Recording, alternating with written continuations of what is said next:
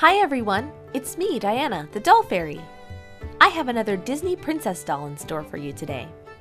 If you saw my recent Rapunzel custom doll video, you'll remember that for this past Christmas, I made two Disney princess dolls for two very special girls named Gia and Ava. Ava got her Rapunzel doll, and for her sister Gia, I made her favorite princess, Merida from Disney-Pixar's Brave. I'm starting with the Disney Store Classic Merida doll from 2018, who already has the most accurate Merida face sculpt and beautiful fiery red curls. I'll be repainting her face to look more natural and more accurate to the animated version of Merida, and giving her somewhat basic Disney Store dress a major Doll Fairy makeover. I'll also be adding some new accessories to her look. I start by removing her face paint with acetone nail polish remover as usual. Because of the sculpt, I use a toothpick to help me remove the paint from some of the ridges in the vinyl. After wrapping her hair up to protect it from the sealant, I spray the doll's face with 3 coats of Mr. Super Clear sealant, and then I start sketching in her face with a light brown watercolor pencil.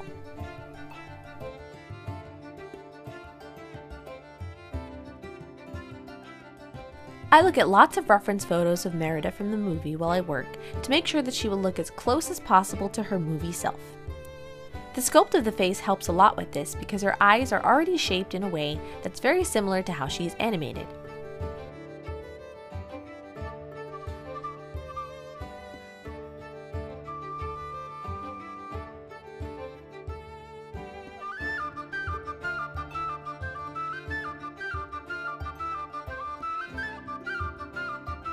I use pastels in different shades of pink, orange, brown, and red to create the shading on her facial features. Again, I look closely at the animation to make this look very accurate to her skin tone in the movie. Perhaps more important than the pink I used to blush her face are the orangey shades I'm using to create shading around her eyes and on her lips. The orange shades should go well with her brightly colored hair later on.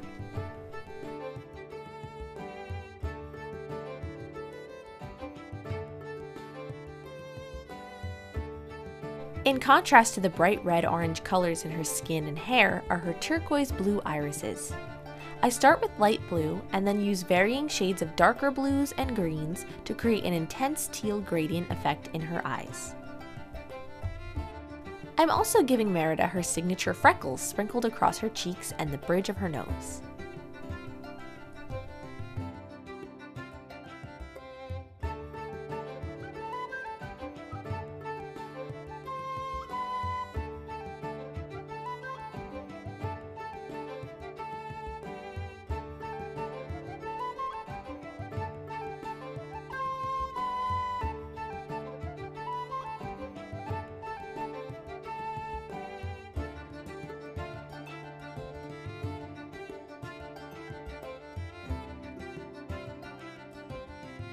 I believe this is where I gave her another coat of sealant and waited for it to dry before going in for the second layer.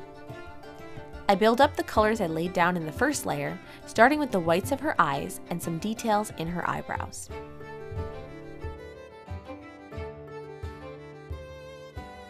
I add more blushing and shading with pastels to intensify the effect and make the colors more vivid.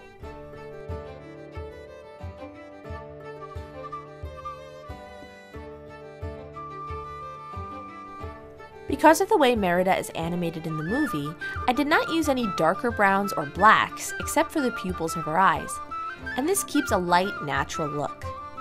Because of this, she didn't need more than 3 layers of color and sealant for her face up.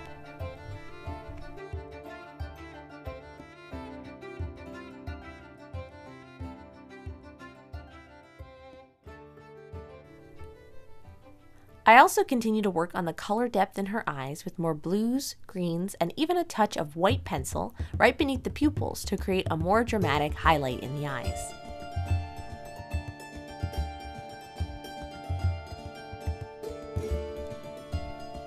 I use some white acrylic paint to create some bright reflections of light in her eyes. Then I use some Sculpey gloss on her lips to give them a subtle shine. Do you think she looks like Merida from the movie? Now it's on to her outfit. The first thing I'm going to do is create a luxurious hooded cloak that will keep Merida warm and dry when she's out adventuring in the countryside or the forest. I create a pattern with tissue paper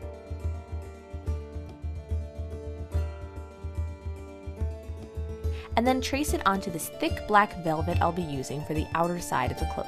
I'll be using this fluffy black fabric to line the cloak, and then I'm going to use this faux fur as an accent on the hood.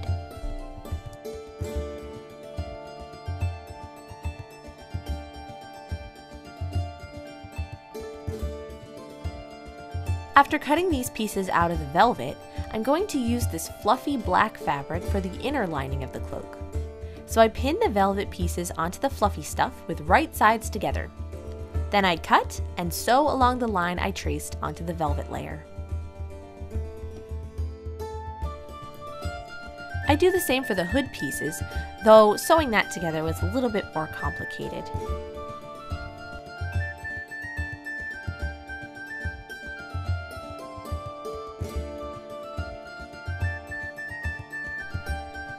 Okay, I have to take a quick vacuum break because this fluffy stuff is getting everywhere, all over my work surface. Now to flip the cloak pieces right side out. It's very thick. I'm always cold, so I would totally wear a cloak like this. And of course, don't forget the hood, that's crucial.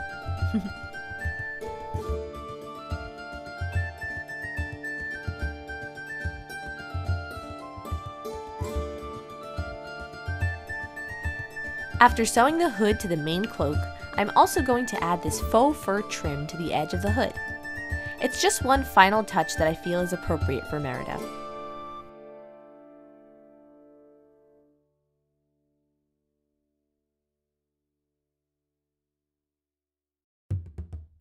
And here's the finished cloak.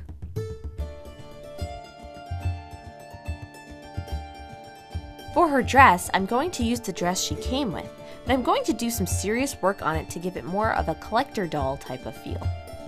I want to completely cover up that glitter with a bunch of different ribbons and trims to create a Celtic vibe.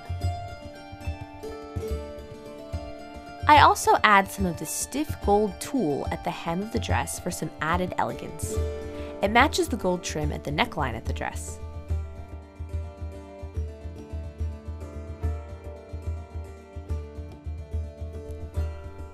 I'm totally unsatisfied with the puff sleeves on this dress though. I'm going to use this pale gold satin to create a much more extravagant puff sleeve. I cut rectangles of fabric, gather them together, and then stitch them onto the existing sleeve.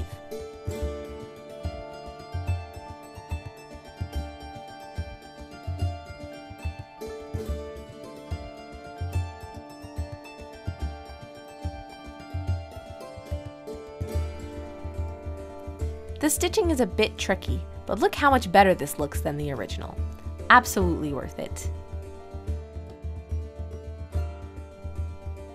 Next, I'm going to stitch on a bunch of layers of coordinating ribbon to create the decorations for her skirt. First, this blue satin ribbon.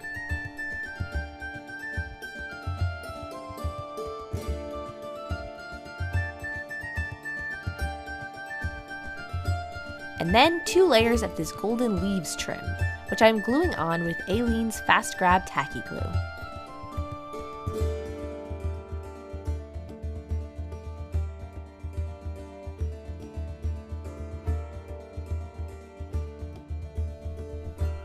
Using this in 2 layers creates a pattern that I think looks somewhat Celtic. Then this thinner teal ribbon, which coordinates with and peeks through behind this Celtic looking trim.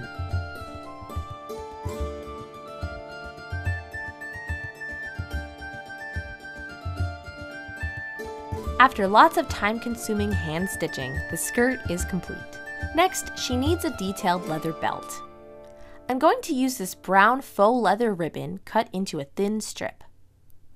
I'm going to use this metallic gold embroidery thread to embroider a simple Celtic design onto the leather. As you can see, getting the needle through the leather material was a major struggle, which made this embroidery take a couple of hours.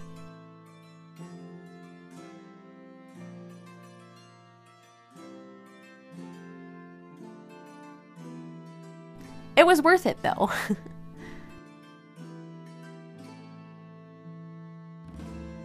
Next, some extra touches at the neckline. I snipped a little V into the top and stitched a little piece of gold satin behind it. Now I'm using my embroidery thread to create a little lacing at the top here. As you can see, I threaded a needle onto each end of the thread to make the process easier.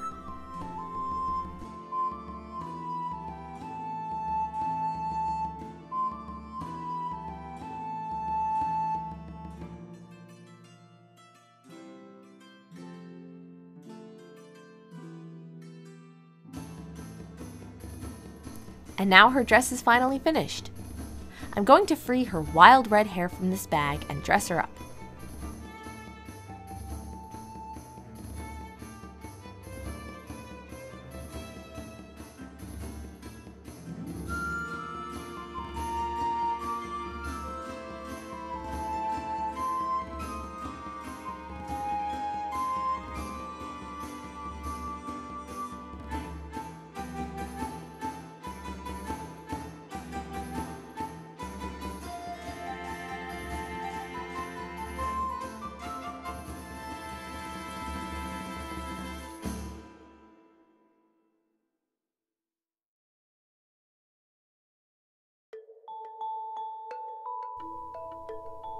I attached some Velcro onto the belt so that it will be both secure and removable.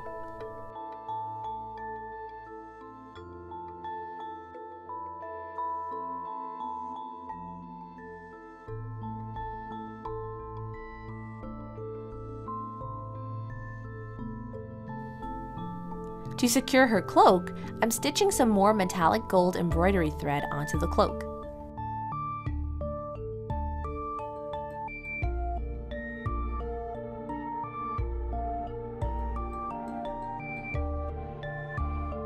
Then I can tie it together in the front.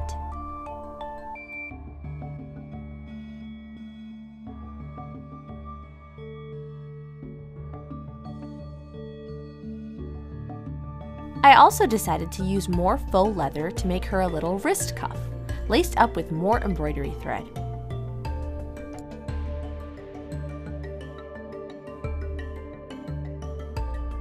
This wrist cuff ended up being one of my favorite details in the whole design.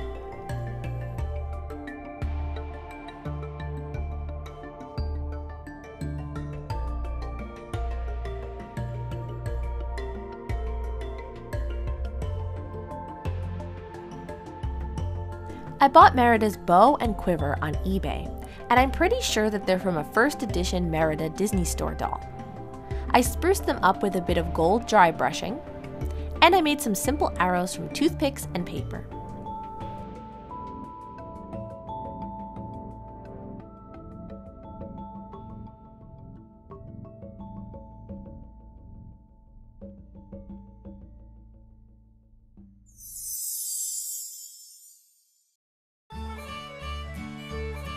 And Princess Merida's transformation is complete!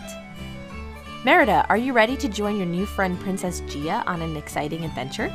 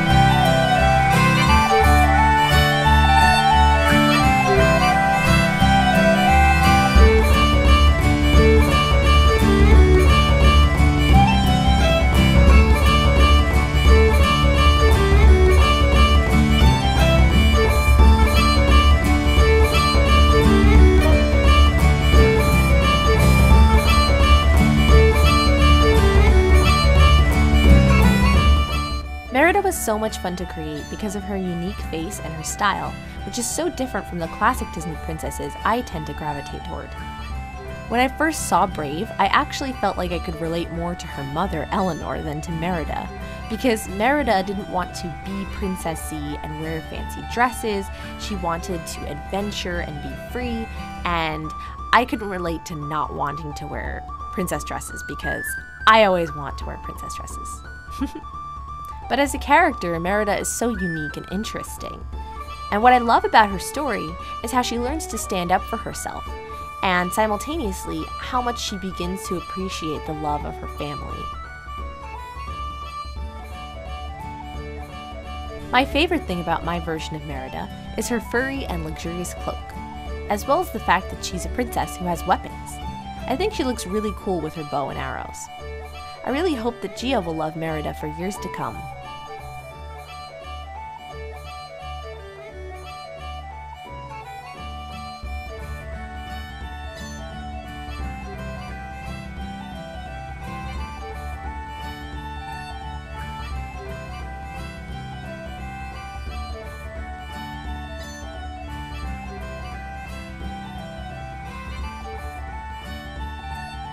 Here's Merida with Rapunzel, and the Ariel repaint I did way back when, before I was even the doll fairy. And this doll is even older. This Aurora is my very first doll repaint from at least 5 years ago. Looks like I might have learned a thing or two since then, right? I mean, I sure hope so. So, which Disney characters are your favorites? Which ones would you like to see turned into dolls? Let me know in the comments, and who knows, maybe it'll happen. All it takes is a little doll magic, after all. So don't forget to subscribe and hit the notification bell. I hope you had fun. Thank you so much for watching, and I'll see you all again very soon. Bye!